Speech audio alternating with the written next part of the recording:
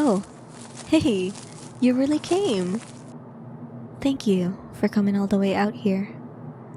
I honestly wasn't sure if you would actually do it.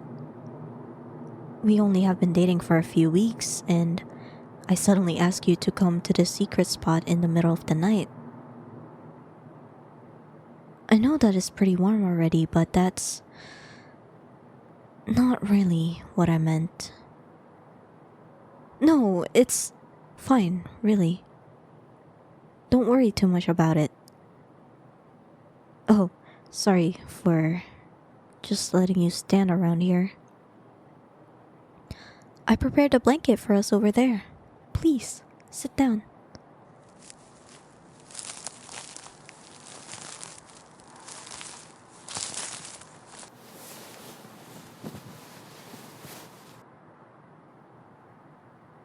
Do you want a pillow or another blanket to keep you warm? A pillow? Sure, I'll get it for you.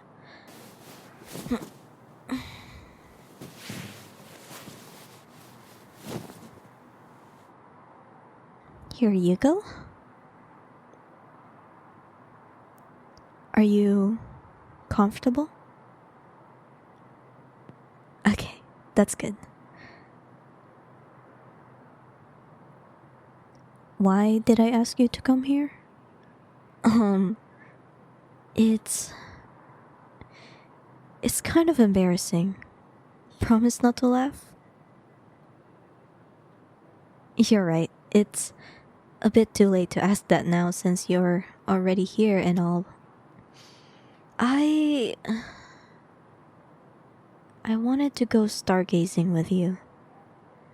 The weather report said that tonight would be a clear sky, and since it's a new moon, I thought it would be the perfect opportunity. You agree? Do you want to lay down next to each other and watch the stars then? My eyes? My eyes sparkle like the stars? No, you're supposed to look up. Don't look at my face. It's embarrassing. I'm not cute. There's a lot of prettier girls out there. Girls who don't spend all day in the library or studying at home. You don't want any of these girls? You think I'm more... Shut up. Shut up. Shut up, shut up, shut up, shut up. Eyes on the sky, okay?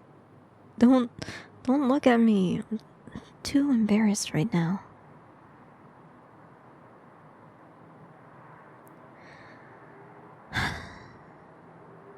No matter how often I do this, I'm still surprised each time. When your eyes finally get used to the dark, the sky becomes so incredibly beautiful. Oh, yeah. I regularly look at the stars, but not always like this. I only do this on special occasions with special someone. Nothing. I just said that I have a telescope in my room, which I use almost every night. I just really enjoy looking up at this infinite sky and the countless stars in it. It makes me feel insignificant and important at the same time. Disconnected from the world, but strangely connected in a way that I can't explain. Yeah. Looking up at the sky calmed me down a bit. It's just... It has this effect on people. Or on me, at least. How about you? Are you comfortable? A bit cold? Wait here, I'll get a blanket.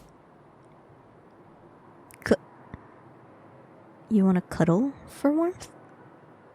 Um, is that why you didn't want a blanket before?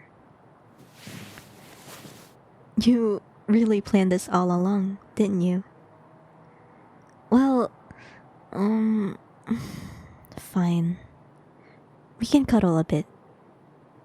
Can I lay my head on your shoulder? Thank you. I kind of wanted to do that ever since we met, to be honest. Your shoulder is so comfortable and I feel so safe in your arms. Is it warm enough for you? You were never cold to begin with? You really are a tease. So, how about you? Do you ever go stargazing? Not as often as you want to, huh? I guess it's like that for a lot of people. Everyone can appreciate the universe's beauty, but most don't take the time to actually enjoy it. Do you know anything about astronomy or astrology? Yeah, there's a difference. Astrology is the art of telling the future and other things based on the movement of celestial bodies, while astronomy is the actual science of how they interact and behave. No, I don't believe in astrology. Not in that way, at least. But I do like how poetic some of the interpretations and stories are, and to imagine what the people who thought of them felt like in the moment. You can actually learn a lot about history and past cultures from the lore and traditions and stuff like that. What do I mean? Take Lyra, for example. Over there. No, not there. That is, that's not a constellation at all. Here, follow where I point my arm, okay? Another advantage this position has. My arm is very close to your face, so you can easily see where I mean. Yes, that cluster of stars around that particularly bright one. Do you know what Lyra is supposed to look like when connecting the stars? Here, let me show you then. Give me your hand for a moment. Do you see and feel the pattern I trace along your palm? Now, connect it to the stars you can see in the sky. Good, good. Now, to explain what I was talking about, what do you know about Greek mythology? The basics, huh? Okay. Okay. Are you familiar with the myth of Orpheus then?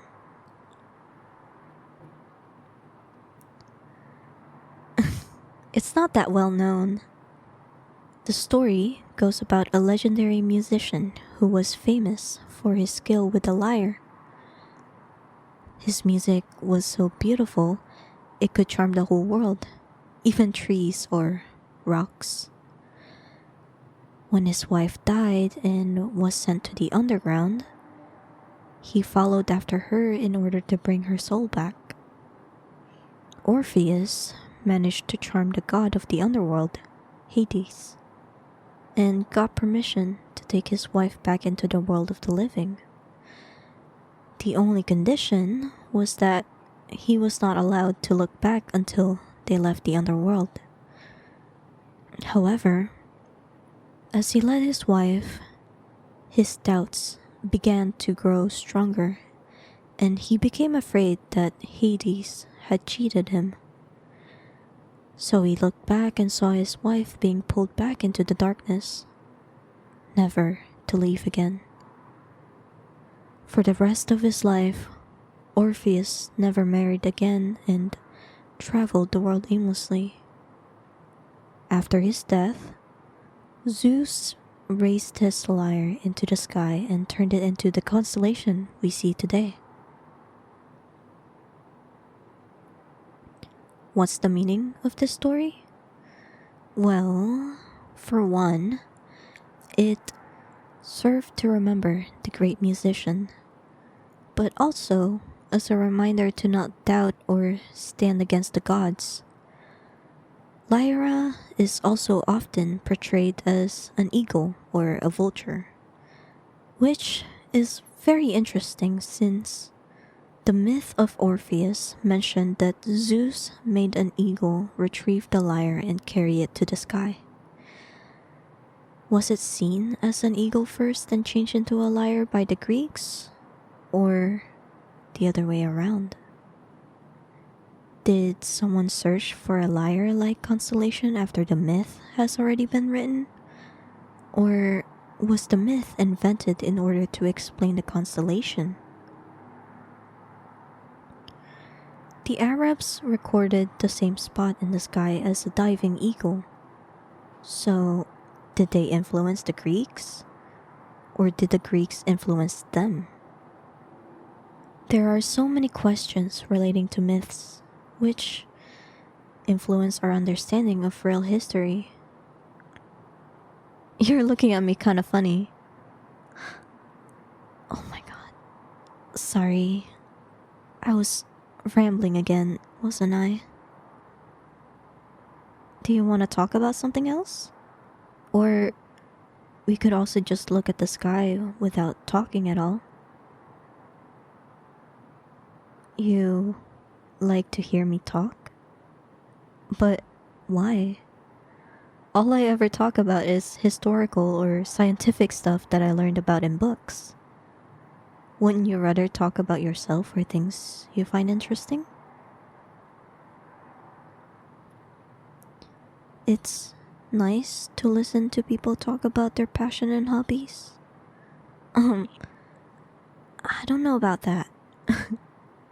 My previous partners always got upset when I tried to explain this stuff to them and told me to be more quiet. So, I learned to stop myself before I got too deep into any explanations. This time I just kinda lost control because of how comfy I felt with you. It's really okay. We can talk about something you want. Are you sure about that? I always felt like people prefer it when their girlfriend does not talk too much and just look pretty. One of my exes actually told me that directly once before. No, I didn't break up with him for that. He broke up with me a few weeks after that, to be honest. Probably because I did not listen to him and wasn't quiet enough. He seemed very upset with me. Called me pretentious and annoying and ugly and... No. I'm sure he had his reasons too, and you shouldn't call others that. Was I hurt? I mean, yeah, but I took it as a learning experience and tried to be better. Do you really think he was just intimidated by me? Why would anyone feel that way? I mean, just look at me. I'm not big, not muscular, and totally not scary at all. Oh, no, I'm really not that smart. I just read a lot because I have nothing better to do. Stop doubting myself? You make it sound so easy. I don't think I can believe in myself just like that. But I might be able to believe that you believe in me, if that's alright.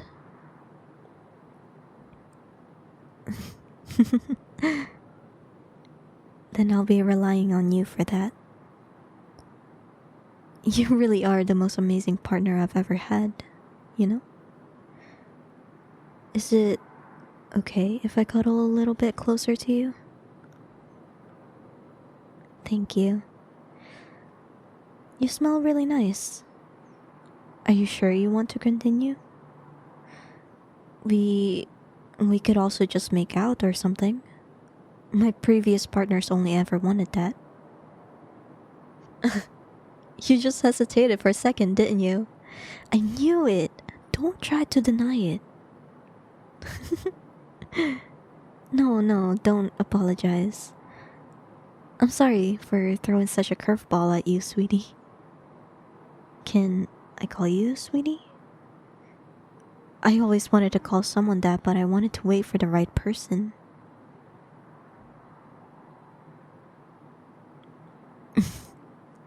Thank you so much, sweetie. Mwah. I'm so happy right now. I get to call you sweetie. We are lying under a perfectly clear night sky, and you even want to hear my rambles about the stars. Do you want to hear more about the Lyra, or do you want to hear about another constellation? Huh? Oh, yeah, of course. There is so much more to say about the Lyra and its stars. For example, between those two stars at the bottom of the constellation, there is a ring, nebula. We can't see it with just our eyes, but I actually got a glance at it with my telescope once. Maybe I should bring it next time we do this. Oh, a ring nebula sometimes appear when a star dies. It kind of breathes out giant clouds of gases that glows in different colors. It's like a last act of rebellion against the impending doom. A scream of passionate expression. Stars aren't alive, of course, but it's very poetic to think about it like that, don't you think? I'm glad you agree. So I'm not the only one. What else is there to know about the Lyra? Oh, of course. How can I forget about that? Do you see the star on the very right of the constellation? The brightest one. You might have heard the name before. That is Vega, the second brightest star in the northern sky. It's also relatively close to us, only about 25 light years away. Yeah, that is very close. On a cosmic scale, at least. Do you see the star on the bottom of the constellation? The one near the ring nebula pointed out. Yeah, that one is about 600 light years away. Really puts things in perspective, doesn't it? Vega is often called the second most important star after the Sun, since so many astronomers research it. Thousands of years ago, it was actually the North Pole star. And in a few thousand years, it will be again. I don't know exactly how long. I told you, I just know what I know. I'm not an expert by a long shot, but that is not the reason I pointed out Vega specifically. Here, point your arm upward and let me guide it. Do you see these two stars? Those are Deneb and Altair. Together with Vega, they form the summer triangle. Like the name suggests, it's mainly visible in the summer months. No, the summer triangle has no specific meaning beyond being made of three very bright stars. At least, not that I'm aware of. I just like looking up at it, since it's another thing that signifies the coming of summer. We should come out here earlier next year. Then we might be able to see the April meteor shower. It comes by every year around the same time and actually originates from the direction of Vega. Oh, if we are still together by then, of course. But I really hope we are. You think so too? Then it would absolutely happen. I believe in it. Shh. I'm waiting for a shooting star so the last thing we said will come true. There's one! Did you see it? I know that it's just a coincidence, but I'd really like to believe it means something. Maybe that was also the reason that humans attached such great meaning to the constellations all throughout history. The thought that maybe something greater than us guides our way and approves of our actions is incredibly empowering. Why are you looking around like that? Did you lose something? You can't find Sirius? No, I'm not making fun of you. It would be a lot more worrying if you did actually find it. Right now, Sirius is somewhere behind the sun, so we can't see it during summer nights. Why are you so interested in it? Oh, because you heard it before? Do you also know its nickname? That's right, the dog star. Why is it called that? Well, for one, it's because it's the brightest star in the Canis Major constellation. But I think there was another reason as well. Let me think.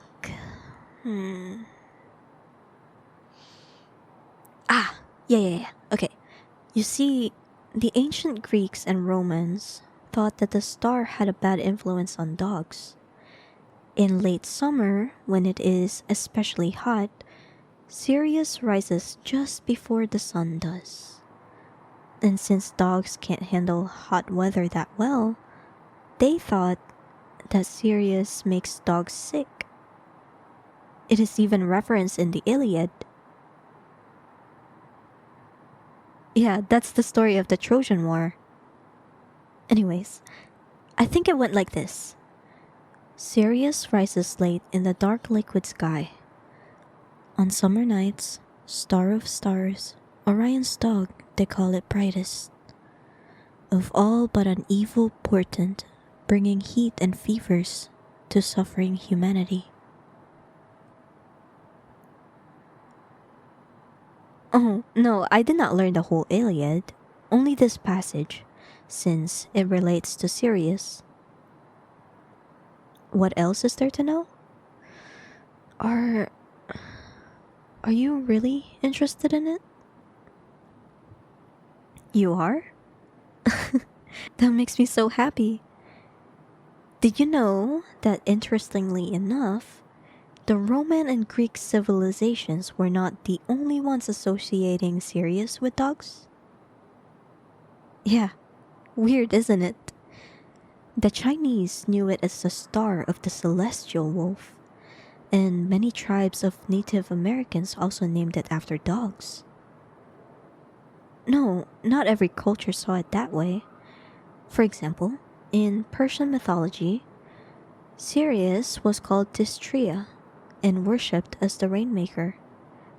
Probably because it appears in the sky just before the dry season ends and the rainy season begins.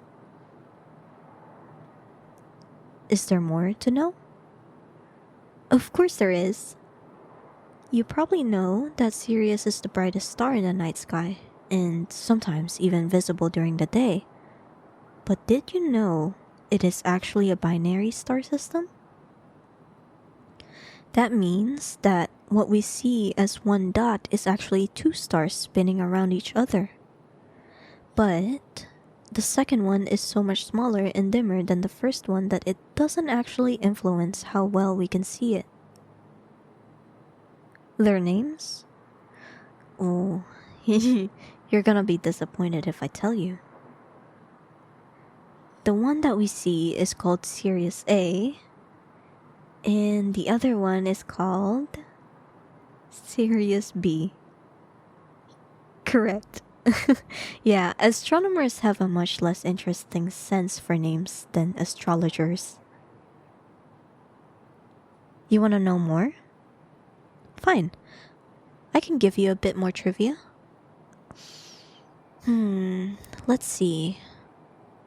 Right. Do you remember the summer triangle I showed you earlier? Oh, wow. You even found it again. You're. You are a really fast learner. Sirius is actually part of its counterpart, the Winter Triangle, together with Procyon and Betelgeuse. Nope, that's it. No more questions for tonight. I just want to enjoy this time with you for a little bit longer before we have to go home. Besides, I can tell you all of this information, but it would be so much better to show you. Next time I'll bring my telescope, then we can do this properly. Does that sound okay to you? You won't say no to more cuddles? Well, neither do I.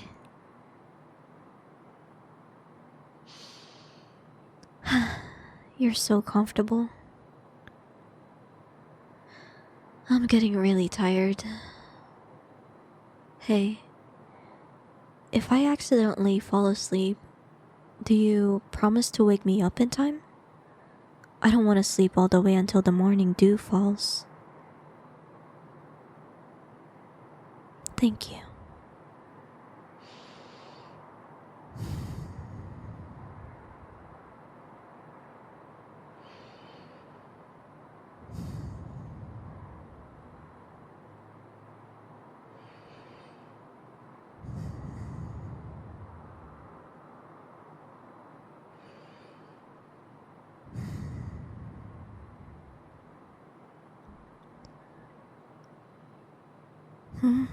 No, no, I'm awake.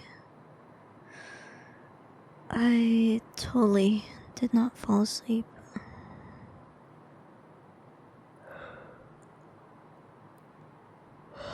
I love you.